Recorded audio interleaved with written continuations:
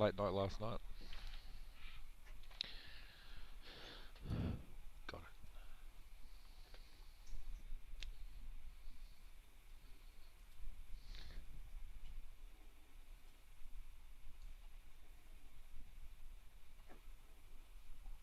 All right, we're on.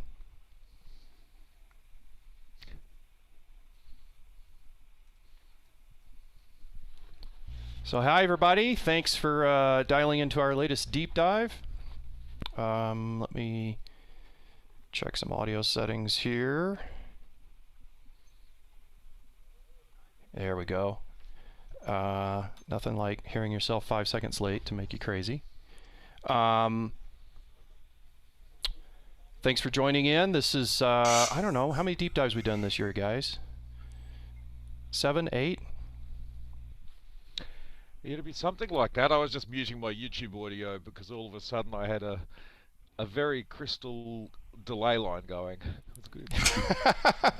I bet we all had like a 25 millisecond to 5 second delay there on YouTube. I was hearing like my delay, Jim's delay. It's like, okay, mute. We're good. Yeah. Yeah. No, we've been offline for a couple months, busy working on some new stuff, and we're back to show you some new goodies for the end of the year. Do a little recap on things. Joining us today are my usual cohorts, Steve Turner, all the way from Melbourne, Australia, and Cody Murray from here in Albuquerque. And if you've purchased a Vector in the last, I don't know, year and a half, it's a good chance Cody built it for us. And special guest today is Stu Goldstein from Los Angeles.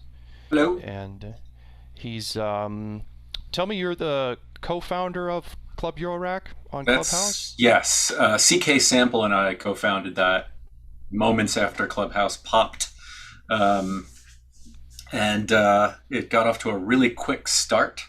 And I think, especially with the unfortunate COVID situation, people really enjoyed having an opportunity to kind of get together in at least a virtual room and converse with each other. So I think interest in Clubhouse has waned quite a bit, but the community is rooms are still popping up. People are still talking about sequencers and other things. So it's been a lot of fun. Yeah. No, I did a Clubhouse session a couple months ago. It was a lot of fun. Yeah. And I mean, it's nice because we talked more about, I guess, music making and my personal background, and a little different from doing the product demos and things. Yeah, I realize there's no shortage of great interview shows, podcasts where we talk about gear, technique, and while definitely touch on that, I kind of thought this is a good opportunity. There's something missing, and that is just kind of learning more about people's backgrounds in our community, philosophies, that kind of thing. And there's the Club Eurorack Instagram, so people can follow announcements there. Yeah. Yes. And the Sunday show's on hiatus till after the new year, and we're putting together a new slate of guests. If you have any requests, let me know. People are like, Trent Reznor. Yeah. It's like, all right, I'll see what I can do. I'll see what I actually know somebody who knows him. So you never know. But Trent, if you're watching, you're welcome on the show. Yeah. Cool. So we're gonna, I guess, kind of the big reveals coming up in a little bit. We've been hinting at it for a while, so it's not like it's a big secret. But Trent. No, it's Gary Newman. Don't be silly. Let me get my notes up here on. Right. So we'll do a quick recap of all the features we put in since the 2.0 release, which was last spring. The biggest one is the arpeggiators. So we've covered that in a couple deep dives now, I think. Free gate, which is a lot of fun. That was in the previous deep dive. Steve's a big fan of that, yeah. And we've got some updates for the Launchpad, including the new keyboard layout in fourths. We have bank and program change messages that you can send out now on preset changes.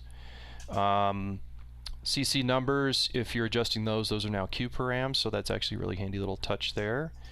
Tunings are preset aware. We got several requests for that. there's a somewhat hidden new feature. I'll switch over to my system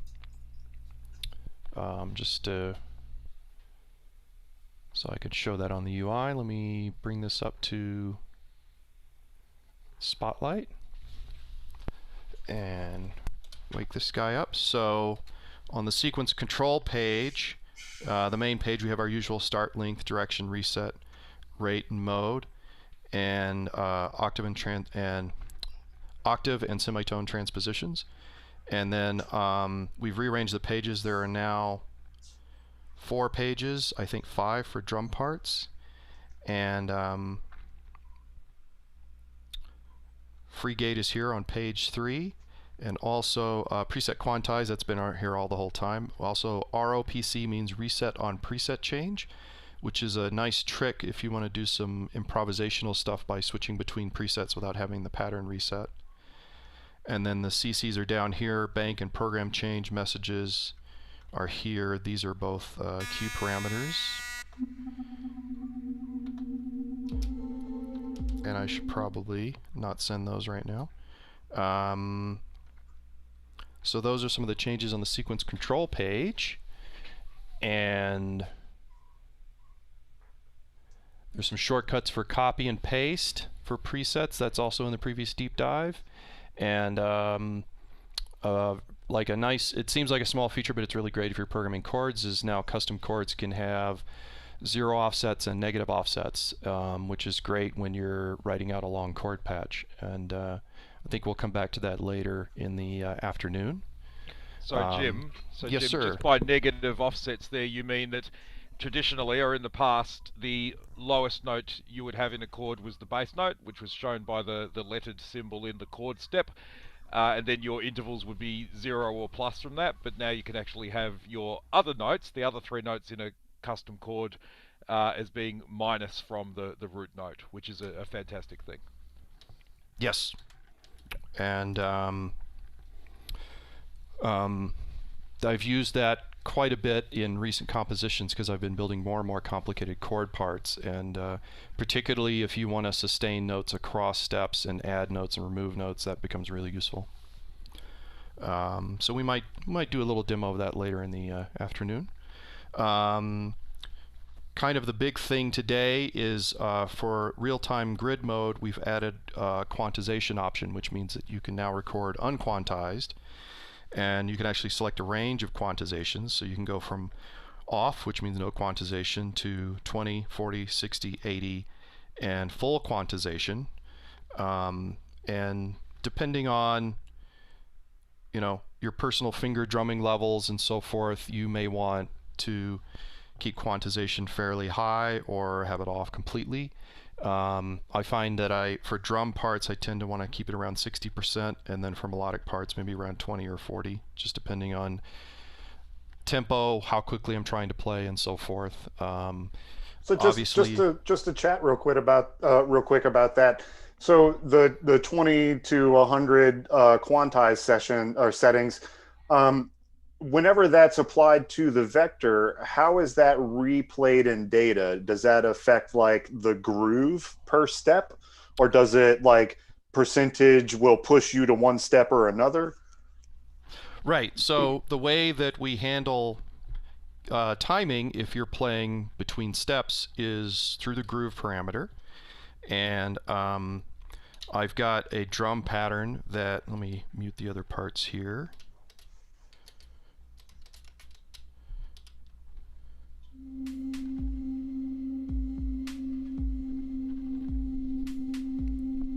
Just check a couple things.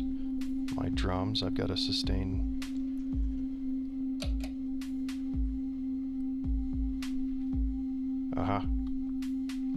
When I was playing with presets, I changed preset on my effects box and it was causing weird problems. Okay, so we have a simple drum pattern here. And Steve's going to give us a proper demo, but I just wanted to have this running in the background. So when I look at the groove settings, they can push the beat ahead of the beat. They can push the step ahead of the beat, or behind by little amounts, less than a full step. And so when you're playing with an unquantized setting, the sequencer will keep track of where you are between steps, and it'll pick either the step you're on or the next step following to program based on, if you're right near the end of, say, step 26, it'll program step 27. In this case, I hit the beat a little late on 26, and it programmed 26 and then set the groove to be late. Brilliant. And then if you have the quantization set to, say, 80%, it will shrink the groove amount by 80% from what it would be unquantized. So you'll be closer on the beat. And then if you set it to, say, 20%, then it'll shrink it just a little bit. And so again, depending on how loose a feel you want and how practiced you are with the drumming and what sort of tempo you're at, you can adjust that so that you still get a bit of a loose feel, but not too loose of a feel. I like that. So you can basically program a bit more human feel into you can have swings and feel into your rhythms that are being programmed, and the same thing for your ambient textures and drones and such. If you don't want it to be exactly on the step, it's nice that it'll pick it up in between. I think that carries over some features from some other sequencers that brings vector into the similar light when being compared to some other things. So it's nice to capture those in between notes and data now. So right, nice work. Right. And of course you can go in and you can tweak the groove manually. You can erase it completely if you want to force quantize everything. So I'm going to turn it over to Steve. I think Steve's about ready to give us a full demo with some drum programming. I am indeed. Yeah. Let me switch cameras around here. All right, so another Steve Turner crazy camera angle brought to you from Melbourne. So good times. All right, so this is a feature that I'd sort of been keen on for a while, and a few people in the Facebook users group had sort of been talking about it as well as on the forum. I think that one thing we get used to in Eurorack is that when we're sequencing stuff, it's sort of on the grid, it's in time, it's all of those things. And I've spent a lot of time with my setup obsessing over the time rating when I'm recording and making sure there's no jitter, well, minimal jitter and latency and all of that stuff. But once you nail that, and once you're recording nice and tightly, then it's good to be able to say, now I want to on purpose loosen things up and do it in a way that I can control. And non-quantized real-time recording certainly gets us a long way to making it feel that way. Now, just to go back to what Jim was saying, if you think of every step in your grid as if you were doing it in completely quantized time, think of that as your 0 point. So when you entered your gate, those little diamonds there, which hopefully you can see, they represent the 0 point. And when you're dialing the encoder underneath the 0 point, you can move it plus or minus from the 0 point, and that becomes your groove as such, or your offset, depending on how you want to sort of think about it. Now, the resolution of how that works, Jim was telling me yesterday, is plus 50% and minus 50%, and there are actually 50 points either direction. So it's not like some kind of, tightly sort of arranged quantization. It's actually got about sort of a division of 50 per direction you're going to go as far as that non-quantization goes. Yeah, thanks. And basically what I'm going to do now is just sort of dive into how that might operate for you. Now, obviously, if you just hit run and start entering stuff in, it's going to be all over the place. So what I would always start with is I'm going to just put a kick on step 1. And before I sort of show you that, what I should show you separately is going through to my sequence control panel for MIDI and drum map. You can see over here,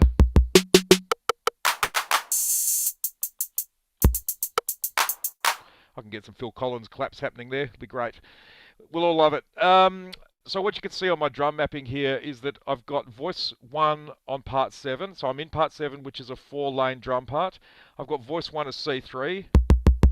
That's a kick. And it says here, BD. I can change that. I can edit that to be what I want. Step 2 is D3, and that's my snare. Sorry, not step 3, voice 2 and 3. Voice 3 is my rim shot. Okay, and that's an E3. Voice 4 is an F, and that's a clap. And because I've got more than 4 voices,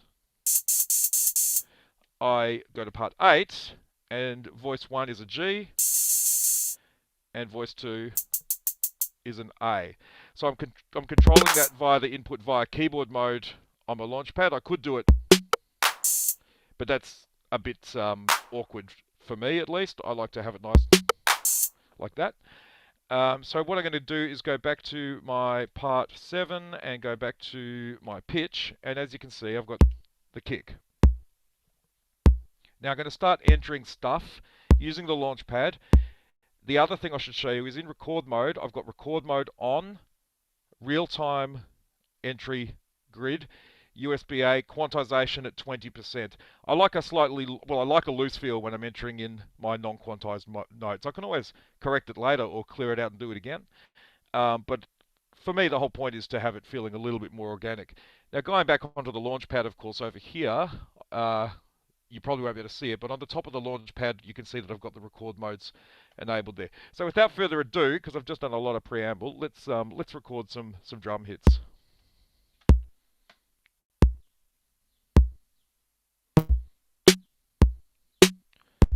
Alright, so let's see where I got that.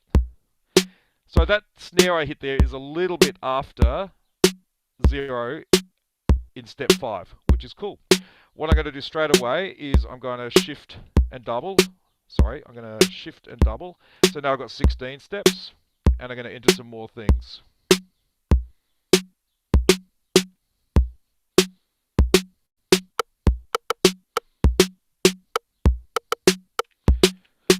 Now let's have a look at what I've entered there and see how accurate I am. Now that rim shot is a little late there. Now, previously for me to get that feeling of it being a little bit of a drag on the rim shot, I would have had to go into each step and manipulate it. And I would have been doing that by sight and by ear and all of that. But right now I've entered it via the unquantized recording by feel, which is a good thing. And then in the second lot of 8, the offsets, or the errors, you could say, are a little bit less. So in that 16 steps, now that claps really late. Sounds cool, man. Yeah, that is a keeper, right? Those little errors of accuracy for me make my Eurorack percussion sounds a lot more interesting. Now, here we go with some hi-hats.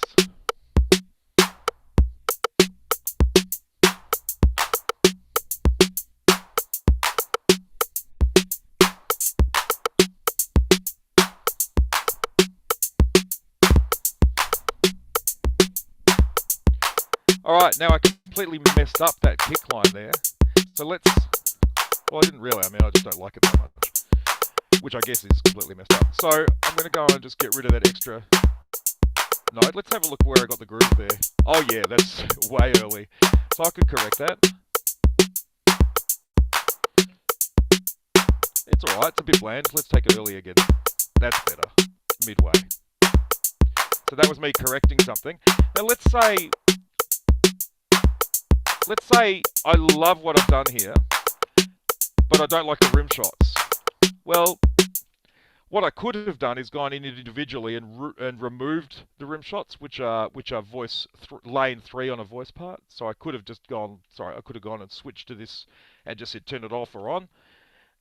Fine, I could do that for every step. I'd have to go look at them, find them, and if I was doing that as a real-time performance, I'd find that very inconvenient.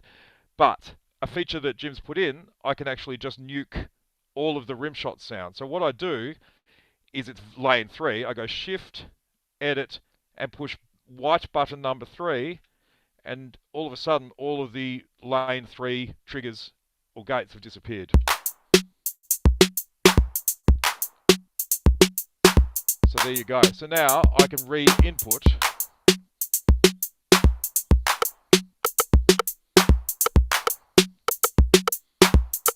There we go. See that last rim shot there, how just almost stepping on the start of the next beat it is? And it really is. If we go and have a look at where that's sitting, sorry, I'm trying to keep my hand out of the way of the camera. That last rim shot, really on the edge of the 16th step. And yes, you could always do this with the vector using the encoders under each step, but that's, you know, that's just a little less convenient than doing it by feel. Now, I want to sort of expand this demonstration a little bit, and I also want to talk about why I'm using two different drum parts here. So, drum parts on the vector, you have 4 lanes per drum part. We know that, right? We've all been here a while. 4 lanes per drum part. The benefit of off-the-grid real-time recording or non-quantized real-time recording is I can have a separate groove per part. So if I had a part that had a gate on step 1, but I was using the non-quantized recording, then what that would mean is step 1 of part 7 and step 1 of part 8 would be slightly different to each other. And that's a lot of fun. You might not do that on step 1 because often we want step 1 to be nice and tight. But let's say on step 3 I had a rim shot and also I had a hi-hat.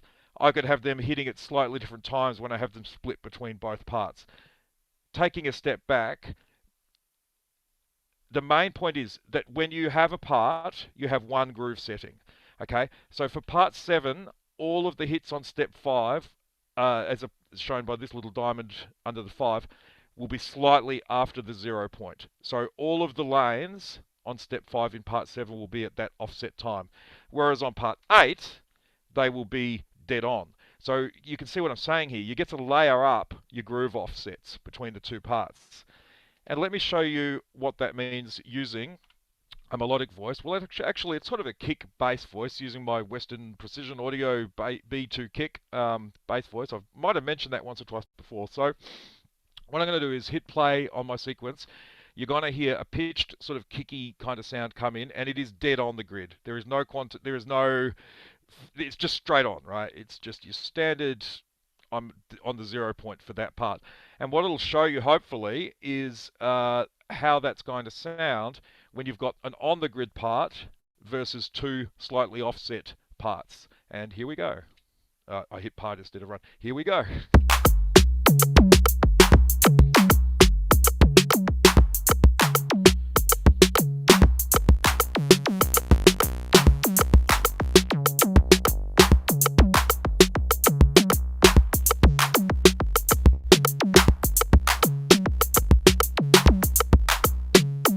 Now that beat was a bit too busy for that bass line, but you probably get the point. You've got a bass line which is dead on, keeping the sort of listener moving through, but you've got some, hopefully, interesting sort of more down-tempo-y kind of percussion hits going. If I was to record an actual drum part for that bass line, it wouldn't be that drum part. So that was just done off the top of my head. But right. It's Steve, it still sounds pretty good. And and as we're talking last night, now might be a good time to show the timing variation option. Yeah, which so is that on the second sequence. Yeah. Was I just there because I switched away? You were just there. Sequence. Oh, yeah, there it is. Time variance. Sorry, yeah. I was looking elsewhere. Okay, so what I'm going to do now is I'm going to just go back to one part so you can hear this more closely. Now, what Jim's referring to is in sequence control page 2. You've got velocity variance and time variance. Now, what that introduces is a certain amount of, I'm not going to say randomization, but a fluctuation of the time within the parameter that you've set. So I think what I'll do is I'll go back to part 7, I'll go to pitch, and what I'm going to do is shift, edit, and I'm going to get rid of voices 2, 3, and 4. See how easy that was? It's all yes selling here. Okay. And I'm going to put that gate back on the grid because I want to show you how this works like really clearly. Now, oh, okay, that's interesting. That was unintentional, but it sounds good to me. Now, I've just loosened the timing up with timing variation.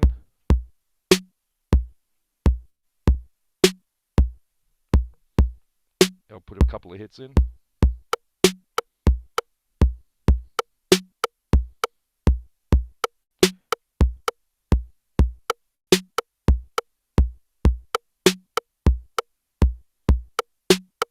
Right, that's back to...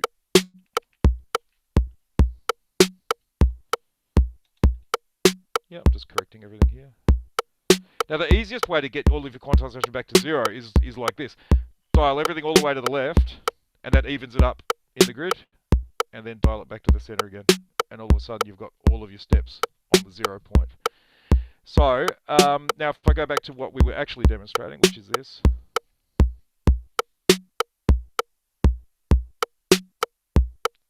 It's very subtle, but it's there, and I really quite like it. And interesting, my mix is introducing a little bit of noise, which is giving it a bit of that lo-fi sound, so that's great, but using the noise appropriately. But yeah, so that's really useful things which you can do with the Vector that are very easy. And for me, I've been... I mean, I like percussion. I like doing percussion. So being able to just tap things in a human way just suits me down to the ground. And then what I would do is I'd copy that preset if I found a groove I liked. I'd keep those groove markers where they are as in that pattern, and then I would put maybe some different voicing over the top. That's kind of what I wanted to go through, Jim. Did you have anything else that you wanted me to sort of talk about? Are there any questions? Well, I'm curious to hear Cody's commentary on this, and I'll do a short demo with unquantized melodic recording in a different context. But I'm gonna just need to check a few things and make sure my patch is still in a usable state. While you're doing that, Chris has made a really good point about he'd like to try this at the extremes to make his ring sequences sound more like random wind chimes. Exactly, yeah. So for me, a big thing about rings is getting those old, and I'm going to use the word gamelan, it's become a cliche in Eurorack, but you can get those really nice pitched percussion sounds, but they can sound quite a little bit drab when they're just on the grid all of the time, and you want it to sound more organic, you want to sort of push it here and there, and this is going to be perfect for that. And keep... Yep. Yeah, I was going to mention you're absolutely right about that, and utilizing some of the technique that you had in your demonstration there, where you're utilizing the same drum voices from two different parts to maintain your down beats and to have your swing beats. The same thing can apply to the rings, or if something else is being triggered from a drum lane, that can hold your steady clock or clock offset or steady trigger pattern, and then you're recording like your live input layer onto the secondary part next to it, so you can like add these rhythmic feels on top of a basic sequence at any given moment, and then pull them back or delete them just by muting one of the lanes on the launch pad or deleting the sequence you just inputted. So it kind of makes for a nice expansion to improvisation on top of steady rhythms, or creating two possible drum lanes that now you can subsequence between the two and come up with even more complex rhythms. It's a really nice demonstration to see, two parts controlling one sound source, if you will. I utilize a lot of the same technique in order to get tighter patterns. I didn't think about it in terms of swinging the rhythm as much, but I was going to mention, if you have like part 7 set to 16th note divisions and part 8 set to 8th note divisions, then you can also get some interesting quantizations by having longer steps available in one part versus the other part. So that might lead into some cool stuff that Jim's going to show with the melodic things as well. You just summed it up perfectly. The other thing I forgot to mention was that my pitched sort of kick sound is actually in 9 steps rather than 8. So I was offsetting again. So, and the kick hits were on, hang on, just indulge me for a minute, Jim. So what that is I've got a 1, 3, 5, 7 and a 9 hit, ignore the rest. And so it gets that last double sort of note at the end between the 9 and the 1 that even creates more rhythmic kind of interest, at least for me. Because the rest of the drum pattern's in 8, but that bass is in 9. And it's got that little, like a half step feel that almost is like and it's continually moving and displacing over the beat. So I love doing that stuff, and that's one of the great things about this particular sequencer and some of the others, but this one is the one of my choice. The UI suits me, and for me this is just really easy, and I could let that go while I'm washing the dishes and just really enjoy myself. So it's great. It's also intriguing to see some of the new features and how they're applying to the rhythmic programming. There's lots of conversation about, you know, how many sequencers of different varieties do you need in your rack? And at the end of the day, you know, I still focus on the vector as my primary sequencing source. Like, I get plenty of drum variety and rhythmic variety out of what's available in-house if you're utilizing the tricks and the outputs in the way to maximize your drum programming. I mean, I like the rhythmic variations and availabilities are more pleasing to my ear in this sequencer house than some of the other ones. So it's nice to see so much complexity and still maintaining simplicity inside of something that can handle all the melodic sequences just as nice. So Well, that's it's true. cool. And I mean, in my rig, I've got quite a lot of sequencing horsepower. So one of the things I do is I'll have them like a switched situation between the vector, and if I want to bring in some kind of strangeness, I might use an Euclidean circles or some other trigger sequencer, maybe a pachinko or something like that as something to blend in. So yeah, just remarkably good. But unless there's any particular questions, I'm going to just shut up for a bit. All right, well, I'm going to show a quick demo of melodic unquantized sequencing. Switch over to my system here and turn the volume on. Let's see.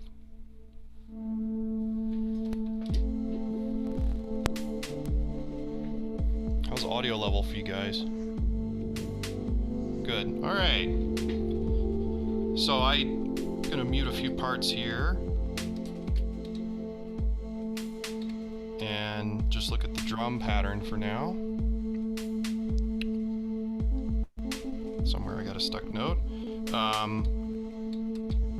So I've got basically a 2-bar drum pattern going here. I recorded in Unquantized last night, and then I went and added some melodic parts to it.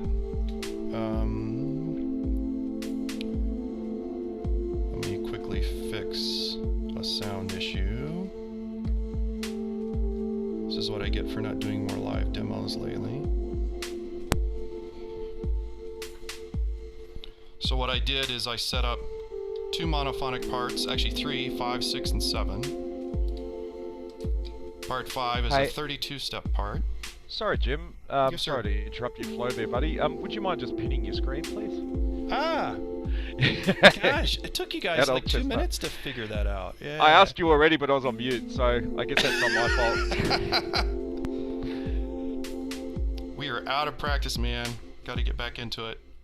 It's a 32-step sequence, running at 8th notes. And I'll erase these patterns and re-record. I just wanted to have them going so I could remember what to play into them. Both were recorded via real-time grid with low quantization. And if I wander around the pattern a bit, see I've got lots of long sustained notes, so it'll sustain notes across steps. You still get the groove timing variations, so you have that human feel to it. And I recorded 2 melodic patterns on 5 and 6 in kind of a middle range. And then in part 6, I went back, which was also, part 6 is also a 32-step sequence at 8th notes. But I went back and did an old minimalist trick. I took 4 steps, these 4 steps that are selected, and I set the step length to 2. So there's a little bit extra delay in this pattern. So now the pattern's a little longer than the other pattern, and they phase in and out against each other over time. And then part 7 is similar setup, 32 steps, 8th notes. And these are, all 3 of these sequences are going to one digital polysynth, the Roland MC101, which is off camera. And I can adjust filter cutoff and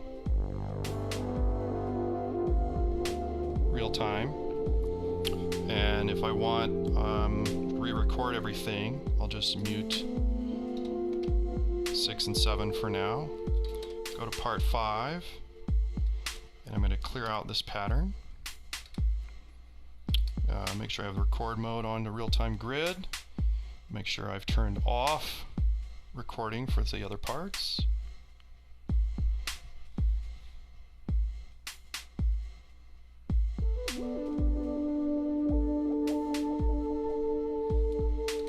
Play a new pattern in.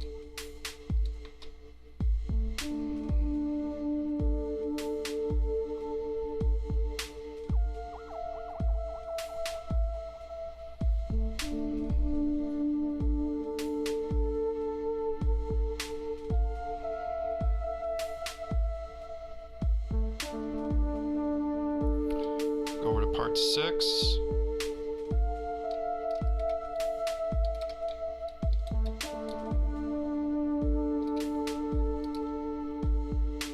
Turn on recording for this one. Make sure I have recording off on part 5.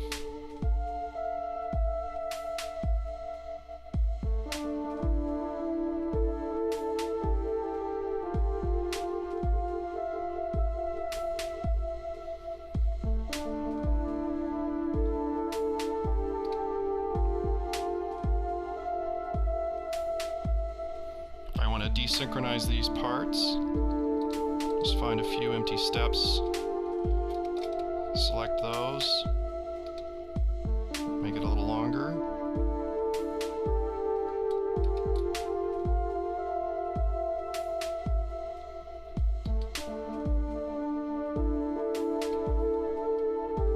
Unmute part 7.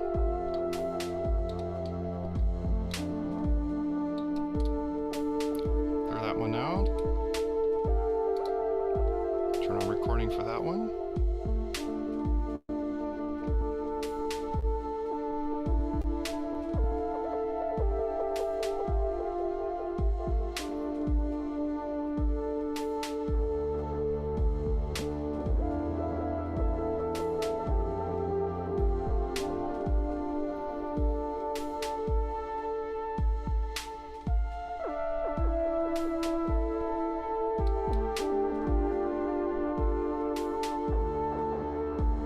And the recording is additive in this mode, so you can keep adding new notes and layers to what you're playing. If it's a monophonic sequence, of course, it'll overwrite any notes that are in that location, which is both useful and sometimes frustrating, but it's still an interesting working method. It sounds lovely, Jim. And that additive note approach also goes for held notes too. So if you hold a note, it'll overwrite what was there too. That's the case, isn't it? Yeah. Yeah, it's sounding great. Well, it also demonstrates like how quickly you can bring together a sequence, an orchestration, a full mixed production. I mean, with a little bit of live recording and the unquantization feel recording input, I mean, real fast there, you had a whole track that could evolve for quite a while and still maintain interest. So nice work with a short amount of input generating such a complex set of tones. Yeah, I could have listened to that for a really long time. Yeah, and that simple trick of adjusting the length of those few notes just to get them disjointed and start that evolution is wonderful. Yeah. I mean, I'm a big fan of audio looping for many, many years now, and with the unquantized recording option, I can now do those kind of expressive short melodies. But in this case, by spreading them across 3 or 4 sequences, I can now go back and I can transpose them independently. I can play them backwards. I can pull them in and out of the mix.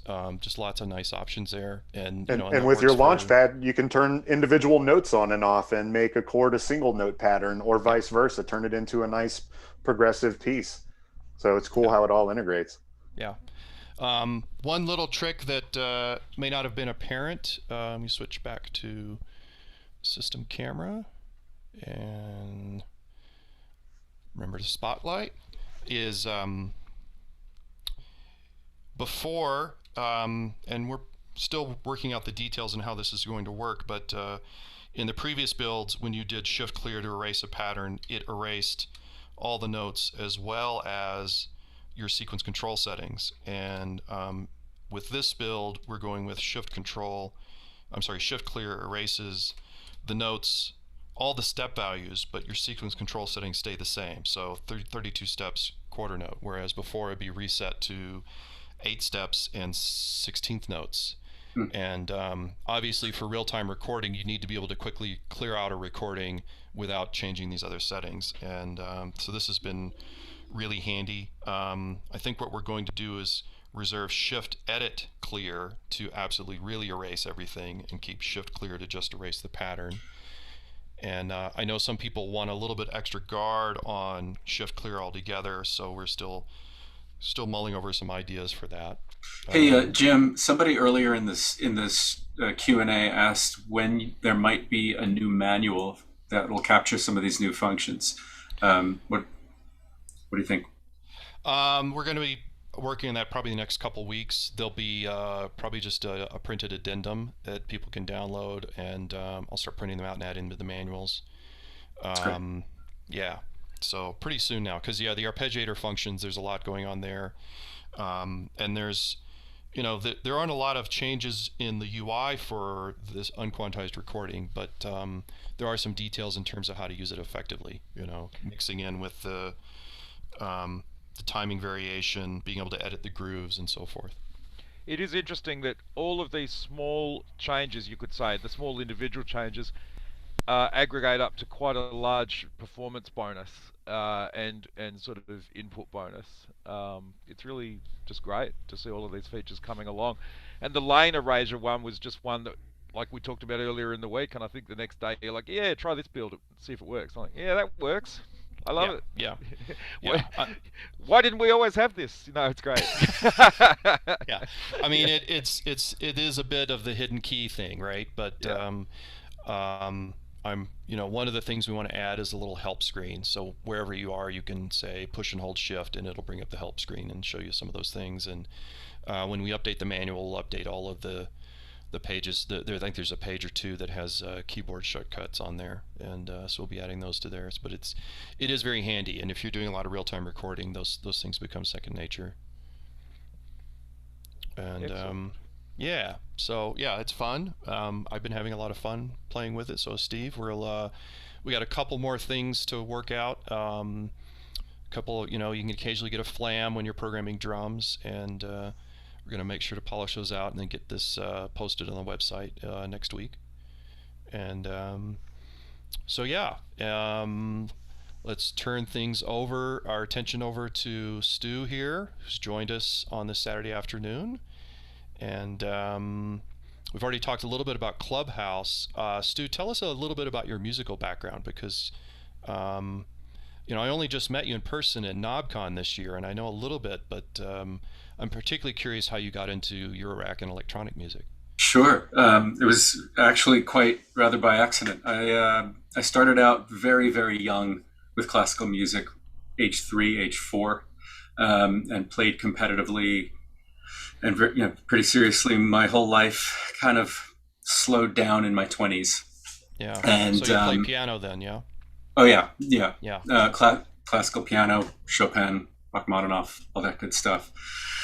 And that only got me so far as my own musical satisfaction goes. And I saw a buddy of mine, this is going back a few years, making music with his laptop. I'd never tried. I didn't know what a DAW was. And I saw something that he created in about 10 minutes, and I was blown away. So I watched deadmau5's masterclass to learn about how he's making music without a piano, and he had this wall of Eurorack behind him for what seemed like 10 or 11 episodes without addressing it. Then finally he talked about it, and that's and that's what got my attention. So Stu, I just feel the need to point something out here that you just casually threw off Rachmaninoff as something you were playing. Like that's like, I was just mucking around playing Smoke on the Water here, tell that to my therapist. God. Okay. Yeah. But what wound up happening is I walked into Perfect Circuit. I had no idea what any of this stuff was. Found my way to a Mother 32, and that changed everything and kind of opened up this world. And I spent a couple of years just trying out modules. I didn't know what a filter was, nothing. And then came COVID, and that kind of gave me some time to really dive in, get connected with the community, practice, try to get better. And I still play the piano, but I spend most of my time in this room. And it's really changed my relationship with music. So it's just been wonderful. Plus, I've made a lot of great friends along the way. Have you got a copy of Patch and Tweak yet? I have all of them. I have all of the Bjorn books. I've got Patch and Tweak Mode. They're sitting over there. Yeah. Paddle Crash. Yeah. You know, quick shout out to Chris Myers on the chat. That's the book I recommend to anybody getting into Eurorack, or even people who are in Eurorack who want to kind of flesh out the corners of the many corners of Eurorack in terms of, you know, how to build systems and how to, you know, different ways to mix modules, and all the interviews are great. I've been going back and rereading the interviews, and they're just amazing. That's great. And the Moog, you know, I've got some Moog stuff, and the Patch and Tweak Moog book is phenomenal. One other thing I'd like to share that finding Eurorack and synths has done for me is, because my musical life had been so regimented, I never improvised. I didn't. I might improvise pace, or, you know, let's play this phrase a bit more quickly, but the notes were never improvised. And so that's something that finding synths has kind of gotten me to noodle around more off the page, and working with Lisa Belladonna every month or two, get some lessons from her. Wow. And she's great. She's wonderful, as you know. Her performances are mind-blowing. Like, she's just... Yeah, I'm a huge fan. And you should get her after Trent Reznor for your next session. That'd be fine. Oh, we've had her already. We've had her as a guest. Right. There you go. Yeah. I'd love to have her again. But yeah, so it's really inspired me to open up my whole musical palette. It's, you know, the gear is fun, but now that I'm past that initial hump, you know, for the next 12 months, I want to learn how to just become more musical with what I've got. Phenomenal. Cool. Well, we have a track of yours to play here, and anything you want to tell us about it before we play? Sure.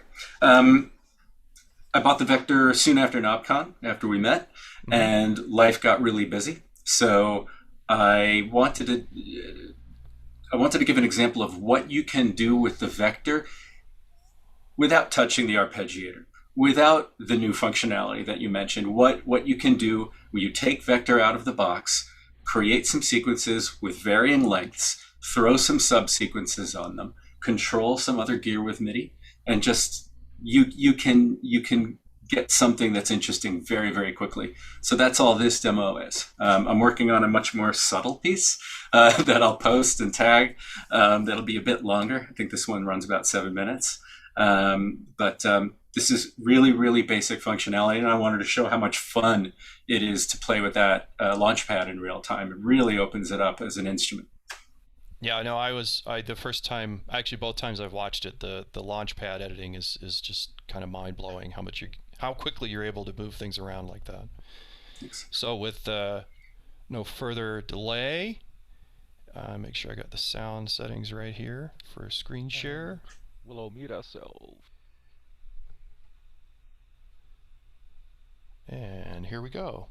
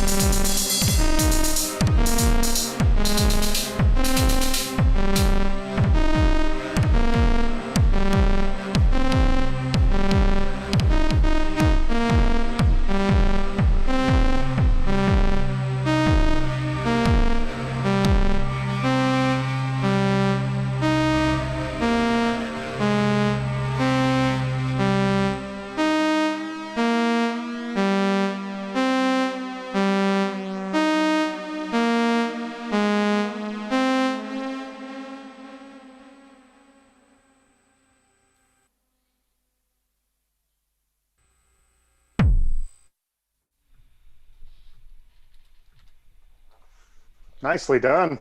That was quite an epic journey. Thank you. Yeah. It was good stuff. I felt like there was a whole story being told there, and I was being taken through an exposition and led to like a boss fight of a video game and rescuing the princess and then coming down from cloud heaven. Like, yeah, it's good stuff. Thank you. I appreciate that. Thanks.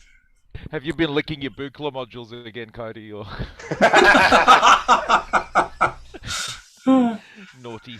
That was fantastic, and I was just saying, I think the ability to conceive and manage and execute on all those layers, and as you said, improvise, I guess, while you're doing it, it's just incredible. Like, obviously, maybe some of that classical way of thinking about all of those things sort of helps you, that aggregate knowledge and experience helps you get to that point.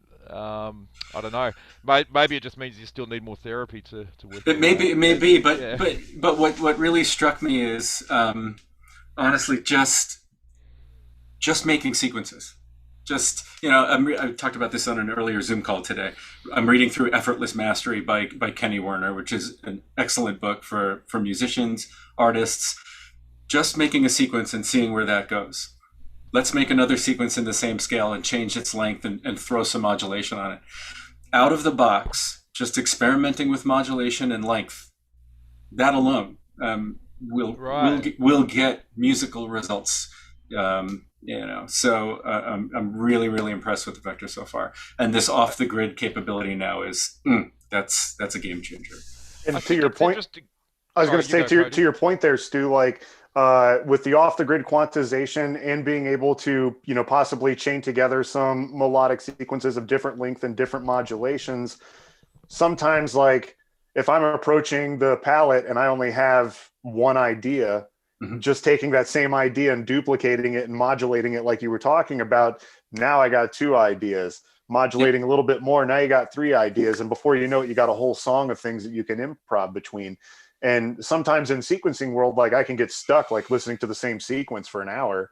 Yeah. And it's like, great, well, this is wonderful. What do I do with it? And just like you mentioned, but I do think it's important to have an anchor. And it came up earlier in this conversation. The baseline was the baseline. That did not change. Yeah. Something for your brain to latch onto while all the other little bits are modulating subtly, not so subtly. Gives you something to hold on to. Yeah, good stuff. Thank you.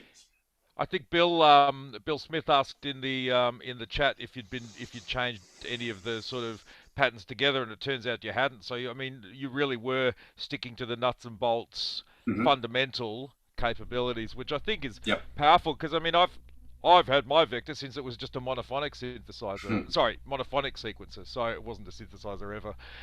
It wasn't anyway. And I was doing fun things with it then, and it's kind of, I think it's great to know all of the features, and it's great to know most of them, probably which I do. But I probably use about 20% of that knowledge on a day-to-day basis, and sometimes I'll go outside those lines to do something a bit more interesting, and all of a sudden you've got a character piece or a character melody or rhythm in a piece that all of a sudden becomes a finished piece of music. Sure, and like any sophisticated piece of gear, whether it's the Vector or I've got an Octatrack back there, which I also recently got, there's no need. You have time. Pick a few functions and master them, then move on, So I haven't, like I said, next on my list, perhaps this week, I'm going to play with the arpeggiation functions and learn how to use those, incorporate them into a piece. But, a few steps at a time. I expect to have it for a long time. That's a great point. And just to juxtapose it, I've got a Digitact here, and I don't know many of the features on it, and I keep trying to watch videos about it. But the problem is someone on the video will do something interesting, and I go, oh, I'm going to go and do that. And I've only watched 3 minutes of the video again. And then you run away and you do something with it. And I'm just juxtaposing that to a piece of hardware that I know less well, and then having an idea that you take a simple technique or a simple approach. And it sounded like you were doing some cool, can we just talk a little bit about some of the patching there? Sure. It sounded like you were doing some cool things with some ratcheting on the beats. It looked like you were using a planar stick and maybe something else to sort of modulate those by hand. Is that correct? The planar was actually, I had beads in wavetable mode just to provide a bit of a pad that came in towards the beginning. And so the planar stick was just morphing through some waves just to keep it moving now and then. As far as the ratcheting, some of the ratcheting was based on probability functions built into the Vector. Yep. And then I kind of goosed it by putting a switch on my Tetra pad, attaching that to a CV input on the Vector. And that's toward the beginning. There are a couple moments where it really ratchet. It kind of felt like a quadruple ratchet. Or, that was my manually pushing that touch pad. And that's going in into the external Mod 1 input or whatever. Exactly. Mod 2 exactly. Yeah. Exactly. Big fan of that as an approach. There's loads you can do with it. No, that was really nicely done. It seemed like a bit of a mix of real-time playing as well as some sequencing of a whole bunch of stuff there. I really enjoyed some of those drawn out. I'm not going to imitate them by voice, but here it goes anyway. Sort of the bits that kind of flew in over the top there. Don't sample that for later, anyone. But yeah, so that's pretty good. That was pretty good. I think it was the right pitch, close to. But no, some really. You said that you were going to work on something a bit more subtle, but there was quite a bit of subtlety mixed in with that piece anyway. It's kind of interesting. How that goes. Thanks. Yeah, the one thing that I had fun with was obviously there was traditional percussion voices, but the first couple voices that come in I felt were also percussive, but they weren't. They were melodic voices coming out of a couple of the parts in the Vector with notes and everything, but they were clipped and short and evolving, and it kind of, what I enjoyed about it for myself, I don't know if anyone else did, but it kind of gave it this kind of train like it was percussive, but that's actually using the melodic outs, pitch out and melodic CV out as opposed to traditional percussion. It's funny. Carl Eves has a question in the chat, and I'm going to read it because it's a good one. For the performance, were you driving note and gate from the Vector and timbre modulation manually? Yes. Yeah, that's what it seemed like, and that's what I'm a big fan of too. I guess that the alternative would be to set up some LFOs or trigger some different things that would modify the timbre, and you're probably doing that too. But there was some of that, but one of the voices is Dreadbox Typhon, and it's perhaps my favorite synth to just improvise with modulation on by hand. You just get glory out of it all the time. Yeah, it's funny. I think I was having a bit of an epiphany, if you want to say it properly, whilst you were playing that. And I was thinking, I used to play prog rock a lot, and what that was like you get a 1,000-piece model, and you have to disconnect all the pieces, paint them individually, and put it all together, and you've got this beautiful Millennium Falcon or something. I find Eurorack's a bit more like plasticine. You kind of shove it around, and you do things with it, and all of a sudden you've created this hopefully interesting little Play-Doh model. But and it's just great, just grabbing the filter and going for it with a sequence that you've already relied on to have your pitch and timing right. It frees you up to grab your modulations and other things and just go, right, I'm going to squeeze some juice out of this. But pitch and timing was still changing. Pitch and timing, which is great. One less thing to worry about. Yeah. Sounds sensible. And with the scales and keys on the Vector, I mean, you're guaranteed to play inside of the key that you've selected. So, even with your improvisations and note inputs, I mean, it's hard to make it sound bad or, out of pitch. Yeah, I was riffing on the Matriarch. Most of the piece is C minor. There's one part where I hit the correct button on the launch pad. I know it's going to change to G major, and then I just kind of improvised in G major a bit, went back, didn't need a quantizer. Yeah, it's like for folks who are less musically literate like myself, my approach to keeping things in key, sometimes I'm utilizing devices like this to take some of that pressure off of me mentally, where it's like, oh man, I got to write this perfectly orchestrated thing. It's like, no, the Vector's there to assist with that. So and you orchestrated that beautifully with the chord progressions and the changes and stuff, performing inside of the available notes that the Vector is set to. It just makes it even that much more magical when someone of a piano background incorporates that skill set into the sequencer. So it's nice. It's like a double hit. Yeah, thank you. Absolutely. One other thing I can't every time I watch it is the live reprogramming of the drum patterns on the launch pad. Yeah. I mean, it's just fast and accurate and just sounds great. It's always on time. And obviously your keyboard technique is a huge help there in terms of getting the timing right. And and it's fun. I could do that all day. That's so much fun. For me, if it didn't have the Launchpad functionality for me, it probably wouldn't have been. It's what put me over the edge for it. I love hands-on, and it's phenomenal that you did that, and impressive. Yeah, I mean, I for my own stuff, once I've written a piece and it's time to perform it, I rely on the Launchpad for most of the live performing aspects. And, and for folks who haven't seen Travarsi's performance from KnobCon, it's online. You can watch her manipulate a bass line in real time. Doing techno. It's phenomenal and fun. Yeah. Can someone pass us a link to that if there's someone who could find the Travarsi KnobCon? We'll just chuck it in the chat. So, sure.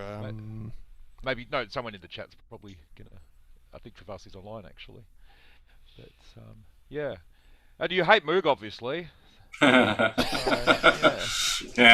The big problem with him. Yeah. No, very good. Very good. So what was it about the Octatrack that made you buy that recently?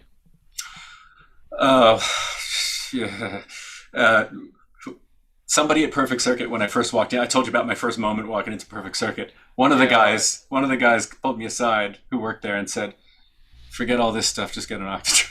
And I didn't. That's one approach. That's one approach. Oh, look, it's incredible. Yeah. The seed had been planted. I picked up a Digitech. I really enjoy it, and I thought, if I'm enjoying Digitech that much, let's try an Octatrack again. I know that's something that people take years to learn. So chances are I'll use 30% of it. Yeah. 35% of it. I haven't even really touched it yet. But the great thing is that once you do get a few of your chops down on that hardware, you can just integrate it perfectly via the MIDI out and so on. So that's kind of why I was asking. I think you sort of set yourself up for success with some of those choices, Yeah. And I mean, there are samplers available in our format, Eurorack and so on. But yeah, sometimes it's great to get some out of the box stuff and just walk around and twist dials. Yeah. So yeah, great fun. Now that was a really excellent performance. How many sort of those finished sort of pieces of work have you because you said you really dove into this sort of in the last couple of years, you seem to have come out with some great output in that time. Sort of how frequently do you sort of finish pieces to a level that you're sort of satisfied with? That's a loaded question. Not often. You know what? These past 4 years, and more so in the past 2, I'm pleased with the portions of things I've created. I'm pleased with, for me, I'll make a 1 or 2 or 3 minute piece as a learning exercise. But my goal for 2022, the goal is completed pieces in an album, my first album. Yeah, nice. That's the goal. Right. So. It's funny because sometimes those 3 minute pieces, because I do quite a lot of those shorter pieces, and sometimes they're just really satisfying. Oh, absolutely. There's no fat in them or so on. But one of my personal goals is to be able to extend things out a bit longer and create your sort of longer journeys. So good times. I'd be really interested in hearing an album from you. I think that'd be something I could listen to quite a lot. Thank you. Thanks. I'm excited to try some slower pieces with Vector. I get a little too enthusiastic and turn up the volume and just try to light up the whole room, but I want to tone it down. This next piece is going to be a bit, when I said subtle, I meant a bit more quiet. I was going to say, I see 7 beats per minute on the horizon for you. Oh no! I want to make a piece that copies the feeling of how birds just get really high up and they sort of sleep while they're gliding when they're migrating. That'd be the goal. Create a piece that moves like that. Yeah, but, I like that actually as an image, a little inspiration. Yeah. So, Stu, you had some questions for us, I believe. Yes. I have a few. This brings out a notepad, yeah. No, this is your big chance, so hit us up. Okay. Well, one question I have for you is, what would be some tips that you would give to a beginner who's, again, I haven't played with the unquantized functionality yet, but what would you say to somebody? Because some people have asked me this about Vector. How is it for intentional melodic work? Because I don't like turning dials to find notes. I know you can integrate a keyboard. You can attach a Launchpad. What would you say to somebody to kind of take some anxiety away from them? They say, oh, I'm just used to doing it on something else, or Vector seems to be just a generative device. Well, there are a number of approaches to look at. So, and I can reference my recent compositional experience in terms of how I've been building pieces, because sometimes I'm building a sequence on the vector, sometimes I'm playing on a digital piano or a synthesizer, and then I will sometimes I step record parts in. Lately I've actually been writing parts in, particularly kind of layered chord parts, and I'll use the chord sequence in custom mode. I'll write out, I'll figure out the chords and I'll just write them down on paper. I don't write notation fast enough to write it out in music notation. I'll just write, C, E, F, C, A, B flat, whatever, right? And and then enter them on the chord sequence. And I think for someone who has a more traditional background, and this is again my perspective, I know Steve has some comments as well, is it gives you a bridge between a familiar world of note names and musical lengths and into a world where you can have, sequences or melodic lines that match what you would play by hand. Certainly it's easier to get them in now with the unquantized stuff. And then go in and say, okay, I'm going to add a little randomization to this, or I want to have, two patterns phasing against each other. And I want to do some transposition and be able to edit easily change the transposition after the fact, right? Because if if you're going to sit down at a piano and you're going to play a melodic line and then you want to transpose it and play it again, you'll just do it, right? But if you're recording that into a DAW, and then you come back and you say, well, I want this to cycle between these three transpositions or something, it becomes an editing exercise that gets to be a bit tedious. And the vector, you can just set up the modulation and let that run and then start to experiment with that. And I think the advantage of it for people who are used to a very intentional approach is it gives them a way to kind of step outside that a little bit, right? Again, like your experience with improvisation is it allows you to, okay, I have these ideas, I'm going to put these ideas in, and then I want to change it around a little bit. The facilities for doing that are really accessible. They're right there. And when you have, again, familiar things like note names and keys and scales to work from. And also the presets and the preset playlist was mentioned earlier that had you use the preset playlist, and I've used it before myself to when I was entering a melodic line that was really quite long, and spread it across several presets and link those together, and that became a huge help for performing the piece because I just don't have the the finger practice to play it live yet. And so being able to enter it in, I think I entered the notes, adjusted the timing, and then entered 3 or 4 different presets for that melodic line, and also played around with groove and step length because some of it had a triplet feel. But then once that's in, then you have this nice thing where you can set up the playlist, and you're in the Launchpad preset page, you just hit a button to trigger that line, and now I can go and I can twiddle knobs while it's playing to give it some more expressivity. Yeah. And I'm definitely going to experiment with that. Yeah. I was going to say too, like kind of building off of what Jim is saying, thinking about all the different parts and which part is going to be a melodic part versus which part's a rhythmic part, and utilizing the groove and the quantization and the different, feel adjustments. For your own sequences, it sounds like, you kind of have all of these options available to you to dig into at any given point. For like a beginner, maybe that's a little overwhelming still to understand, like, well, I have quantization, I've got pitch, I've got groove, I've got velocity, I've got gate, I've got all of these different things that I need to essentially touch to generate a thing. But with the unquantized recording, that kind of changes some things because it automatically inputs a lot of data that you previously would have had to input or adjust. Yeah. So, it kind of plays into that beginner user that I just want it to sound like the way I'm hitting it on the Launchpad. Well, now it does. Yeah, I am most excited about that function. Like, to me, it's Sorry, you go. You go. I was just going to say, to me, that's the single most exciting change to the firmware. And so Cody, I think you just hit the nail on the head. How do I get some stuff I hear in my head or some stuff I can bash out on my Rev 2 on the keys or on the piano out in the other room. How do I get those into a sequence in my Eurorack format?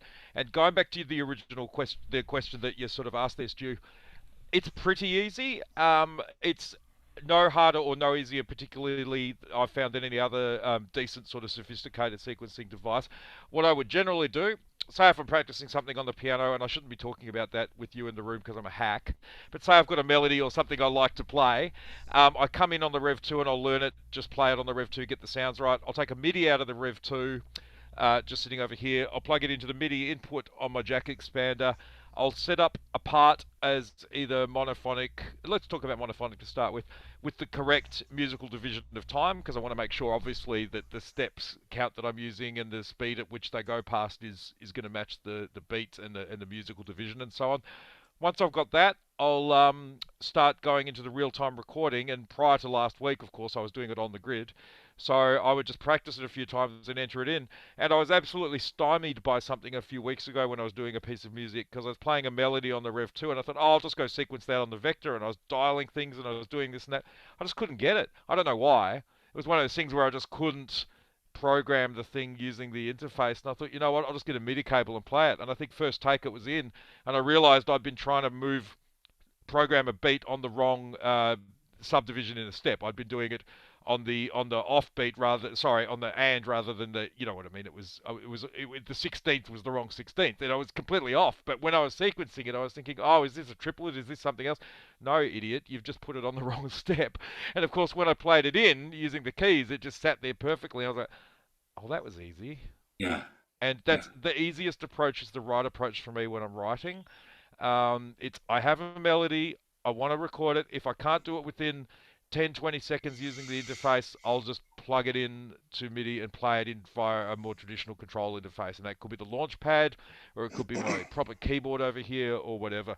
So I'd say to someone who just wants to program stuff using more traditional interfaces, you can do it. Obviously, you have to just put your structural thought in. Is this mono? Is it poly? Is it a drum part? Get that right with your musical division and tempo, and just give it a go. Practice doing that and get better at it. But if you can perform on a keyboard, you can generally, you set up a percussion track as a click track even. Just get a hi-hat going, and then go. Yeah. I was going to mention too, there are so many directions to input the data and to modulate it and do stuff with it. One of the things that helped me understand the Vector's sequencing ability and the way it handles different parts and presets and scenes was to think of a song that I was already really familiar with. And if it's easy for you to count complex signatures and such, then pick something more complex. But if you're just starting out, pick something more simple you can count how many different instruments are apparent in the mix. And if you hear a kick drum and, like Steve mentioned, a simple hi-hat pattern, a snare, that might be three parts, that might be three lanes of a drum part. And you might have a bass and a lead and a couple of other instruments that might all be represented by their own part on the Vector. So if you break the Vector apart into its separate individual instrument sequencing parts and apply that to each sound you hear in someone else's piece of music, and try to recreate their piece of music, not necessarily note for note or beat for beat, but just break down okay, well, there were 32 of these drum parts before there was a major change. Maybe that's a single scene before I program multiple scenes into a preset. And that kind of might help someone getting into the Vector that might not be keyboard input inclined or even step sequence input inclined, but just thinking of the Vector as multiple grid sections to store separate pieces of music inside of each part. When you digest for me, when I digested how everything laid out and applied that to someone else's song, then it kind of clicked. Everything made sense for how the Vector likes to see things inputted and also manipulated later. So it does kind of break things down nice sections and pieces into the preset scenes and parts. And applying that to a whole mix, kind of makes sense. following that approach, there's a guy, I can't remember his name, unfortunately, possibly someone in the chat will, but he's done a complete breakdown of an Aphex Twin track using the vector as the master sequencer. And it was like, oh, wow, that's so cool. Like, it's a great piece of music, obviously, but he's taken the time to go through and pull it apart and just reproduce it in his own way, obviously, but it's just showing how easy it was to do. I was like, wow. Yeah, it's a great way to learn. Great way to learn a new piece of gear too. It's a great exercise. It's done the whole video. It's on YouTube. Someone should post a link, but I'll try and find it. But it's great. He did a beautiful job of it. And to wrap up on Jim's point, like taking a couple of handwritten notes about a chord progression that sounds pleasing to you. If you look up a piece of music that you're into or a section of a classical orchestration, you can find online with a little Google search and sleuthing exactly what those chord progressions are, and take that physical note and then input it into the vector grid, either step by step, playing it out on the keyboard, or hitting the pre-authorized in-scale notes on the launch pad. So, for us more musically, inspirationally challenged folks, I can take the engineering approach and reverse it, break it down, and then re-input it, similar to the Aphex Twin track. But if there's a song that I really like the mood of, then it's like, let me look up the key, let me look up the tempo, and I can write my own song in the same mood that doesn't sound the same. Yeah. Yep. Here's a couple of questions. Then I actually have another. So Dissonant, Travarsi, and Antone want all of the scales, all of them, and the ability to mask, note mask. What do you say to that, Jim? I want it to, so you can add me to that. Yeah.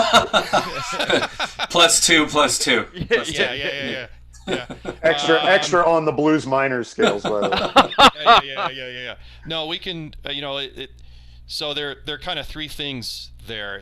One is I can certainly go and add some blues scales as quantizations in there. I think there's at least one in there, but just the one. So I think I need to kind of set up a little email chain and have them suggest some specific blues scales that they like. And on that note, for everyone suggesting blues scales, I expect to see a YouTube post of a song using those blues scales. Yep. Challenge. Yep. And then there's also, in some cases, the tuning aspect, right? Because we have custom tunings available. You can load Scala files, and I need to get a demo together because it's not complicated once you've done it, but it's a little tricky to get it set up because Scala is a little tricky to use if you're not familiar with it. And then the third one is custom scales, and part of what's held me back on that is just is it just an on-the-fly thing, and it's kind of you just hold down the notes you want, and everything kind of algorithmically gets forced into that range? Is it a little library you can build so you can have a list of scales that show up along with the main list, and how do you enter and edit those? But we're wrapping up, close to wrapping up Unquantized recording. That's a big add. So now we can look at some of these other things. Drum fills are something that Steve and I are constantly going back and forth on ideas for that. Do you oh, sorry, didn't mean to interrupt. Yeah. No, go ahead. Do you have any plans for some more algorithms for random pitch and gate generation? I know you've got Acid 1, Acid 2, Berlin, etc. Any plans for some more of those? Or? Yeah, I'd like to add I'd like to add some parameter control over those. So, a request from Chris Meyer was Evolve, a version of Evolve that is much stronger than what we have now. Oh, and I want one that's a little less. Well, from an octave perspective, I'd love to be able to squeeze it into one octave. Yeah, that's a good idea. Yeah. Some of the generator algorithms, there are rooms for a lot of parameter changes. So, I have to think about, and just in terms of fitting it in the UI, is it, do we give Generate and Evolve their own page, in which case each can have three or four parameters. I just had an idea, Jim. Oh dear. Here we go. So imagine this: a world where you could do generative change. Imagine a world. I know, right? But what if I only wanted to do generative change on the pitch? Yes, thank you. That's a request from me. Yeah, that's definitely. Because as an improviser, like if I talk about my guitar brain, which still exists, I get a phrase. I like the rhythmic delivery of it, what am I going to do? I'm just going to change a note here and there. And it keeps the phrase contiguous and all of that. I do it 3 times, because don't do things more than 3 times. And then I change the rhythm slightly, but I keep the pitch. And then I use that rhythm and evolve the pitch. This is great. Yeah, or change, or vice versa. That's what I meant when I said the ability to do less. Yeah. Like an improvising player would. I like that. What's the least I can do to keep it interesting? It's kind of that. The least I can do to maintain a thread. Yeah. Well, we need to set up a cloud-based AI, Jim, that analyzes all of Miles Davis' work. And Jim, there's no winning. There's no winning, right? No. We start with, hey, off grid. You could put in notes off grid. All these changes. Well, how come we can't? Right. Well, that's finished. What about this? Yeah. Anyway. Well, as with all the things, it's like, okay, the things that fit naturally into the UI are in some ways the easiest to kind of say, okay, yeah, that'll fit, and custom scales, and it's not that they don't fit in the UI, it's like, okay, how do they fit in the UI? And and I don't want it to necessarily be, I don't know, we got the mini keyboard on there, I just have to chew on it a little bit, and but I mean, that's what's fun about it, is it keeps it fresh, and particularly for me when I'm writing music is okay, what do I need that's missing, right? Oh no, I just had another idea. Okay, so taking what I said about evolving with the least amount of impact possible based on pitch, imagine you combining that with note masking. So all of a sudden, my phrase can evolve, but only include notes that I haven't masked. Oh my god, this is great. Yeah. It's like how do we make the most complex song with the least amount of musical input? That's right. How do I do nothing but still create bangers? Can it do my It can't do my taxes. Can we add that? That's the April beta. Yeah, it'll come out April 1st. Yeah. Well, Steve, just to point out, you can use chance operations now to do some of that. Yes. I'm going to start writing some of this down and have a think too. Yeah. I mean, in terms of thinking about simple things for new users to try on a chance op for pitch, is just change a note by a fifth or an octave. Yep. And since that will almost always fit and sound nice with what you're doing, it adds some nice variation that it maybe even not be conscious in the context of the whole piece, but keeps it fresh, Absolutely. The same thing could apply to a drum sampler, that if you're randomly changing the pitch, that would allocate to a new drum sample. So that could lead to some interesting rhythm stuff too. No, I do that quite a bit, what you said. So if you come up with a melodic phrase, say the bass line or whatever, and you want to add some change to that in a scene, I would generally say on particular notes, maybe the off notes rather than the strong notes, maybe make a 30-ish% chance operator that says go an octave up or a fifth or some other thing that's predictably going to stay in key against the other things that are playing. And then I would add that to, say, 3 or 4 of the notes within a 16-step pattern at a low percentage rate, so that each time it goes past, 1 or 2 things might change. And it just really does add that kind of variation that keeps it interesting. And it is a very simple thing you could do to make it interesting. Jim, how come you're not writing that down? Yeah. I'm trying to figure out the chat, because there's a comment in the blue from Dissonant, I will make a song, and I'm trying to find the context and I can't. It's about the blues scale. The blues challenge. The vector blues challenge. Yes. Okay. No, I guess I'll just have to task Josh with writing down all the feature requests, and I'll just, I'll give you a song title. It's Red Line Blues, and it's about plugging something in the wrong way. See, it's a topic that everyone can relate to, so it's immediately relevant. Yeah. Cool. Okay, Stu, next questions. I think you had one or two questions. That might have been it for now. Actually, yeah. I have a lot to dig into, and I'm having fun so far. So I'm sure I will have more questions, but I have one for you in terms of composition, and you can answer this either for the piece we played or for the piece you're working on.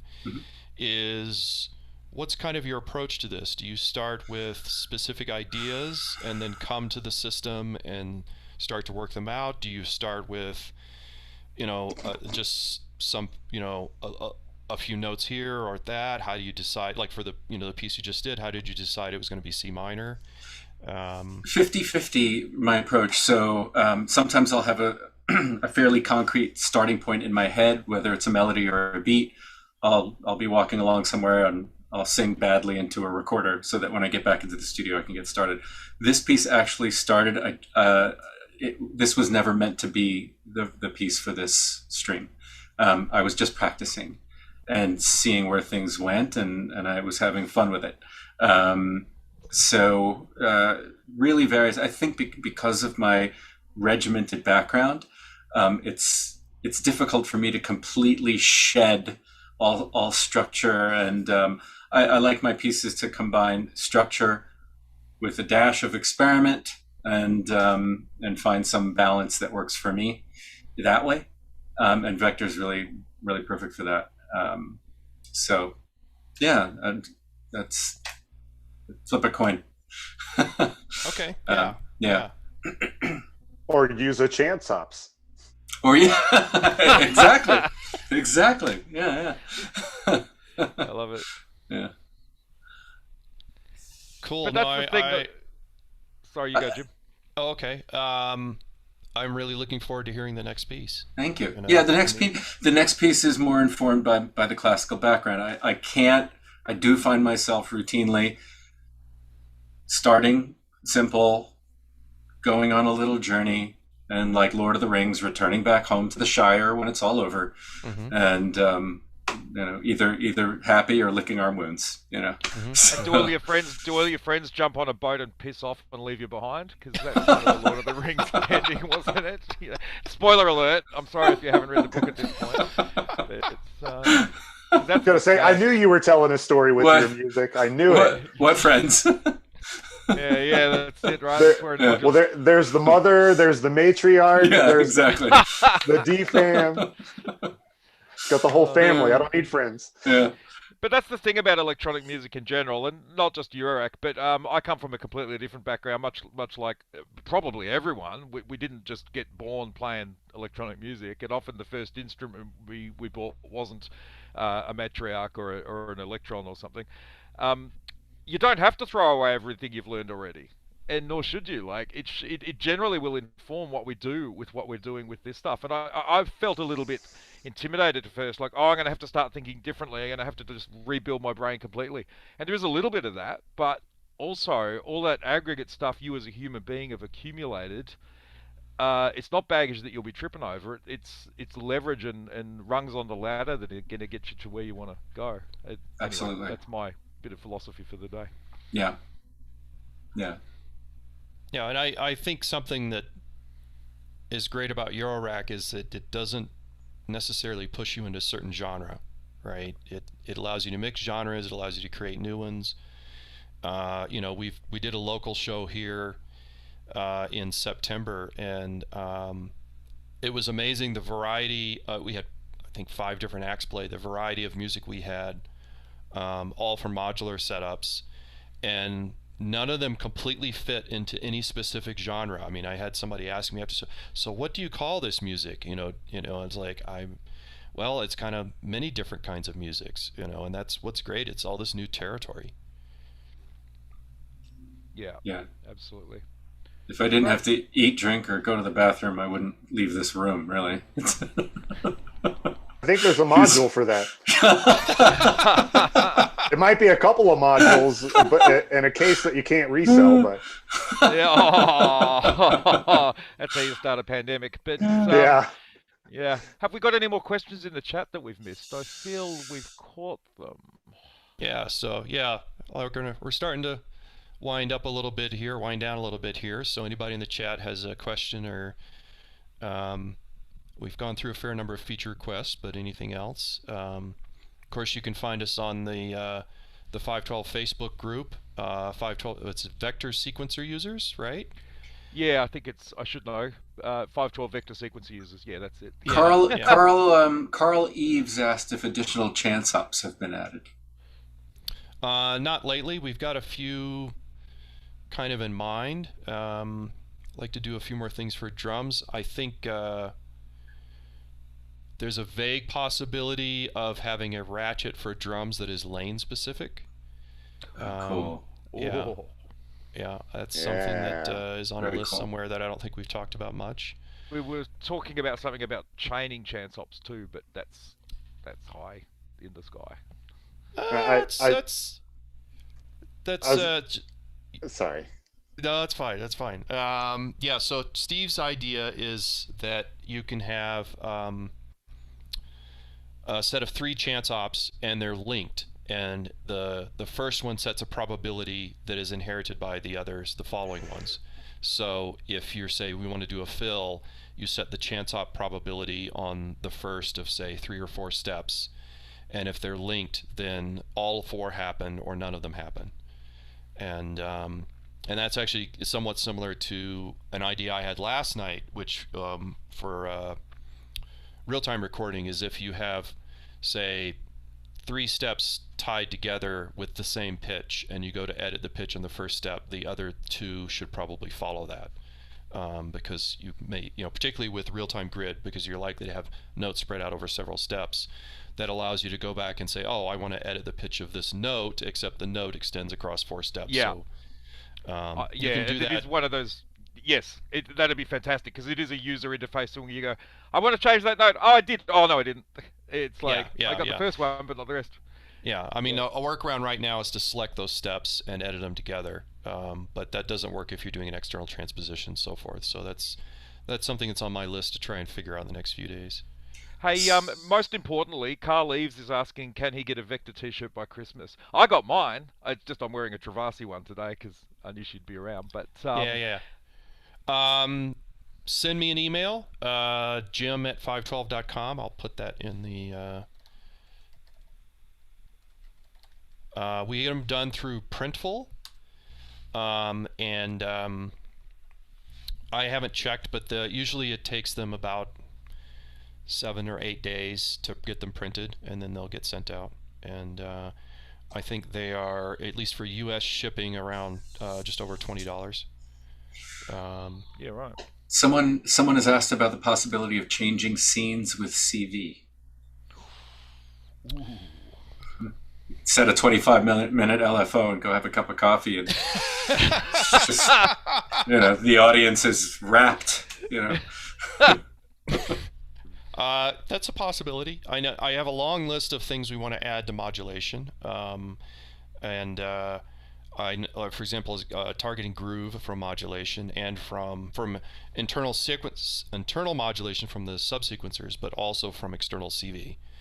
And there are several other things that people want to add. So I've got a list of those, and probably just sit down some weekend and try and knock out a bunch of them. So, but we'll try and, this will be, the beta releases are 2.1. something, and it'll be probably 2.1.30 something for the next one, which will have the unquantized recording. And then try and wrap this up around the end of the year and get started on the next round. And nice. That's great. Yeah. Well, I think you've given us enough to go on with there, Jim. So thanks very much for that. Yeah, thank you, Jim. Yeah. This is a blast. Happy to have you on, man. I always enjoy talking with you. Really enjoyed the Clubhouse, and likewise. Keeping an eye on that. I'll be curious to see who you got lined up for next year. Me too. Thanks. So we have some good people coming. Yeah, I'm excited about it. Excellent. And people who aren't on Clubhouse, how can they join in? How do you get in on that? Yeah, just download the Clubhouse app, look for Club Eurorack, and you can join. There's a companion Discord. So during the Sunday conversations, once it starts up again, they're going to be Sundays, 10 a.m. Pacific. We might also once a month do one that's a bit more Europe friendly. And while the chats are happening, you can communicate with folks either in Clubhouse or on the Discord. It's been a great way to share resources during a conversation like this. You'd have a place to look at links that you can click on, et cetera, et cetera. So it's pretty easy. You can also find me, reach out to me on Instagram or here or anywhere, and I'd be happy to help you out. Excellent, excellent. So yeah, people check out Club Eurorack. It's nice. You get a bit of a kind of the background story on some of these people, things you're not likely to find elsewhere. And so one more quick check through the chat. Steve, yeah, I got one for you. Yeah. Someone's asked the question, raise your hand if you think 512 should make a black panel, but no one's really responding strongly to it. So I find that a bit strange. Yeah, CK Samples in. Yeah, I was just going to say, CK, where's CK? There he is. Yeah. I was wondering if he was still around. There he is. Yeah. No, I was being sarcastic. I think there's a lot of vibe for that, so that'd be fun. So, Antonofoni has asked what our favourite modules are to pair with the Vector. I feel like that's a deep dive in itself in a way, but I'm going to answer you in 2 words, or is it 3 words? I'm not sure. Anyway, it's the Maestro. What's it? Is that the Maestro? Jesus. Yeah, the Maestro by Acid Rain. Sorry. Yeah, it's just because it's really fun to add that to the clocked outputs and LFOs. That's my quick answer. So I'm not sure everyone else has got one queued up. And I can say for Chris Meyer, the grids, he uses that a lot, running that into the Vector. So he'll use the grids to help generate a drum pattern, and then use one of those outputs to step a bass line on the Vector. That was really cool. I tried that. It's really cool. Yeah, and I know also some people use the Metron for that. I think Travarsi's been doing that a bit, and but that could be an interesting deep dive. Yeah, I feel like that's a really good topic to raise. Like, play well with others. Well, what do we play with? And just do a little bit of a chat about that. That's a good topic. That's a great idea. So, okay, guys. So, well, thanks everyone for coming. Thanks all the audience and people raising great questions and having a chat. It's just great to finish the year up with some new features and just talking to everybody again. And you know how to find all of us pretty much. So yeah, stay in touch. Thanks, Jay. Okay, folks. Thanks, everyone. Thanks, Jim. Yeah. Have great holidays, and we'll see you in the new year with some crazy stuff. Find us on Facebook on the 512 Vector Sequencer Users Group. Also, if you go to 512.com and click the forum link, there is a forum there, and that's where you can find the latest beta downloads. And you can hit me up on Facebook or Instagram or the comment feature on the forum or email. And love to hear your feedback, feature requests. I need to go get out my book of blues scales and figure out what we're going to do there. And so we'll talk to you all soon. Okay. Excellent. All right. Thanks, everyone. Great Christmas.